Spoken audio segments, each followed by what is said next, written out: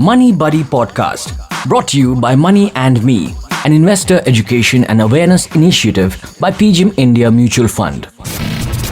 We've all heard the saying, don't put all your eggs into one basket, and you're going to hear it a lot on today's podcast. Welcome back to Money Buddy by PGIM India Mutual Fund, where CEO of PGIM India Mutual Fund, Ajit Menon, shares his valuable insights on various different topics of interest in the world of investing. For any of you who are trying to accelerate your investment journeys, switch things up, maybe add a little something to your portfolios, this is a good series, right, where you can dive into a diverse range of topics and think about where you're at in your personal journeys. Now, I was saying, don't put all your eggs in one basket. And as it's true for anything in life, it also stands true for investing. Risk concentration is an important aspect to get a hold of when it comes to managing your wealth, personal finance planning, and getting to where you want to be. But it's also one of those things that is often less understood or maybe misunderstood. So Ajit is here to clarify some of that for us on today's podcast. Let's dive in, everybody.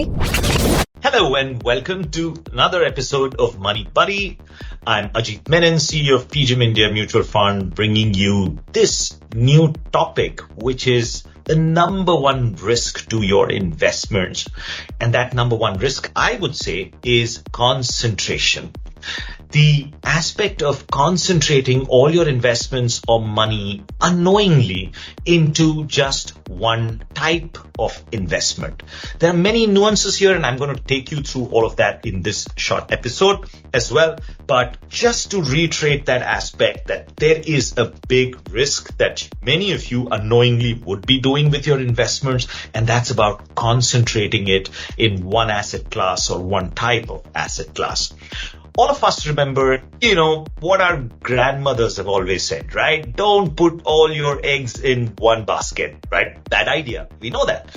And I think that's a superb rule when it comes to your money and investment. The way to take care of this risk, of this unknowing risk that we get affected by concentrating all our investments in an area where we think we'll make the best returns, is to diversify your investments into multiple baskets of assets that you can make money with. And I think that, we routinely do this with our money. We are humans. We sort of look at what our friends and, colleagues are doing, or what we are reading in the newspapers and what we hear on WhatsApp, and we sort of have this, can I call it the herd mentality, as some experts call it, that, hey, if everybody's doing it, it's good, let me also jump into it with my money. And many a time you jump into it with a larger proportion of your money, and that's where the concentration risk sort of gets it. It's very few times that it actually does better than that. Most of the time, it struggles to give you a return which is positive after considering inflation and your taxes as well. Now, when you look at many people that you might know or you read or you see on social media, you look at whether it's affluent people, you will see that most of them have their money in real estate, and you imagine that's one way of creating, long-term wealth. And a lot of people just, love real estate. A lot of people like fixed deposits. A lot of people want all of their money to be in equities because they think that's a good way. And none of that is wrong, right? You can use real estate to create a stream of income. Not bad at all. You keep money in the bank. It's safe. You can use that for emergencies if it comes up. Not bad at all. And sure, equities create wealth over the long term. Not bad at all. The problem is if you have all of your money or a very large percentage of your money in just that one asset class. And amongst most of the young people today, a lot of money coming into the equity markets and into mutual funds. Not bad at all for young people, since they have a long time ahead of them to take care of all of this. But here is the key. Even if you're putting most of your money into equity as a young investor, you still run the risk of concentration. Not of the risk of concentration of having all your money in equity. Yeah, sure, that's one aspect. But the probability that much of the money that you're putting into equities is going into categories that you believe is giving the best returns at that point of time. So today, for instance, we see a lot of money in the mutual fund industry getting into thematic funds and small cap funds. Sure, these are great products for a very long term, but it should always be one part of your asset allocation. And you would just tend to look at social media or, apps that you use and say, hey, these are the products that are making the highest returns today. Let's get in there. It's very likely that there's one category that's doing very well at a point in time in the market. Not all categories do well all the time, right? And so you probably run the risk of saying all of your money or a large percentage of your money is going into one theme or one market capitalization in the market. It might be all small caps or, all mid caps and things like that. None of it is, like I said, bad in itself. The real risk is of concentration. So what can you do about this is one question that one would ask. And well, the simple answer, you already know it, is diversify. Don't put all your eggs in one basket. I did talk in an earlier episode about the 7 different investment asset categories that everybody in the world has to make money. It's equity, it's fixed income, debentures, bonds, fixed deposits, things like that. The third is gold and precious metals. The fourth is commodities. Yes, people invest in commodities as well. The fifth is currency. Some people look at investing in currencies. The sixth is real estate, land, residential, commercial, things like that. And the seventh is what I call alternate assets. I think you should hopefully listen to that episode to get a good idea of these 7 asset classes and what alternates really is. That includes things like Bitcoin and paintings and private equity and things like that. But listen to that episode to get a little bit more idea of the 7 assets. The point I'm trying to drive here is that what you should attempt to do is to have as many of these 7 asset classes in your investments over time. That will help you take care of this concentration risk. Within equity, now let's assume that I'm talking and a lot of you have already investments in mutual funds and direct equity. I think the other thing that you can do is look at your investments there and say, hey, am I hopefully spread my money around not just small caps, but also into mid caps and also into large caps and also into hybrid products and things like that? Then you're good to go. You're doing a damn good job if you're doing that. But if your money is all sort of, you see that, 40-50% of your money seems to be in one category and one type of funds, what can you do there, right? And again, I'm not going to say, hey, don't do this or don't do that. But what can you do there? Is there a strategy that you could adopt? Looking at companies that have a sustainable growth path in their profits and their sales. There are companies, there are managers who look at value investing, which are the companies which are out of favor today and are available cheap and, they're good business. Okay, let me invest in that. Long term, that's going to do good. Some managers are going to go with momentum and say, I don't care. I'm just going to go with what's working in the market right now and I'm going to trade around it and I'm going to do what I'm going to do. And then there are other styles which could be a mix of the first two and things like that. So the least you can do is to do some research and say that even if I've got, 40% of my money in, let's say, the small cap category, right?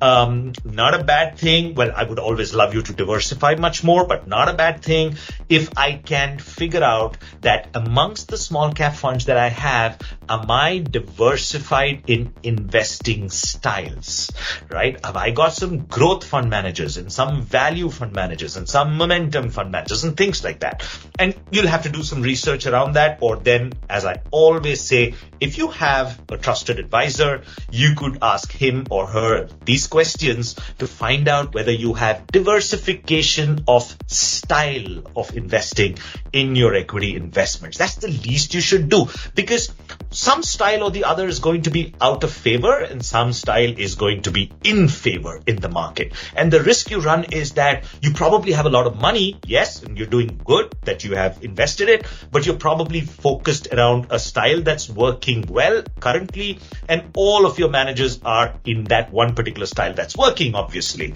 And, you look at some other managers and say, hey, they are in the same category, but they don't seem to be doing well. Why should I invest with them? But they're just following a style that's out of favor at this point of time. And the markets balance themselves out over time. One style goes down, the other style comes back up over time. So the smart thing to do is diversify across styles. So I hope that I've given you, a sort of a simple conceptual idea and strategy to say, okay, I need to be diversified. Good idea. I'll think about the 7 assets and I'll do that. But hey, I think I'm young enough. I'm going to put money in equity. Okay, then if you're putting money in equity, do you have concentration to just one theme or one category? Okay, I've taken care of that as well. And I'm okay with having a little extra in the small cap category today or a mid cap category. Then the question to ask is, have I diversified myself across 3 or 4 styles that my managers follow? You are then good to go, my friend. Nothing to worry. So that's the idea of not being concentrated.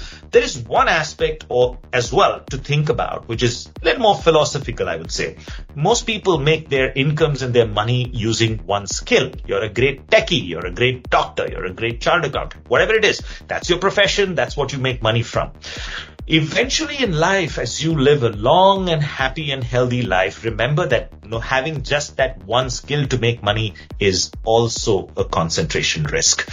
The best idea to help your children, for instance, and yourself is hopefully you build a couple of skills from which you can make money. And if you can do that, that would be perfect. You know of people who have quit their jobs and have become yoga teachers, or quit their jobs and become bakers, quit their jobs and taking care of pets, and doing things like that, becoming a fitness trainer. I mean, things you enjoy. So if you can build on some of your hobbies and interests in a way that you can earn whatever little money from it, that's a powerful way to not be concentrated in the biggest thing in life, which is that one skill from which you're earning your income. But that's one philosophical angle to concentration risk in your life as well, and your skills. So you can bulletproof yourself if you can diversify not just your investments, but the skills that you hold. So let me stop there and hopefully catch you in the next episode with a different topic. I hope you enjoyed this one. Bye-bye. You know what? Truly, do not put all your eggs into one basket. I might get a tattoo saying the same thing just to remind me to follow that every step of the way. Thanks for tuning in, folks, and I'm sure you found this conversation as always very, very useful. But Ajit and I will always remind you that your financial advisor is the person you need to go to when it comes to making those decisions. This podcast definitely does a lot for getting you to think a little about where you're at in your investment journey and where you want to be, but the person who can get you there, that is your trusted financial advisor. So make sure that you go to them with any questions or clarifications that you might want. For now, this is Mia Halia signing off on this episode of Money Buddy, brought to you by PGIM India Mutual Fund. We'll be back soon with another podcast, but in the meantime, happy investing. Mutual fund investments are subject to market risks. Read all scheme-related documents carefully. Money Buddy Podcast, brought to you by Money and Me, an investor education and awareness initiative by PGIM India Mutual Fund.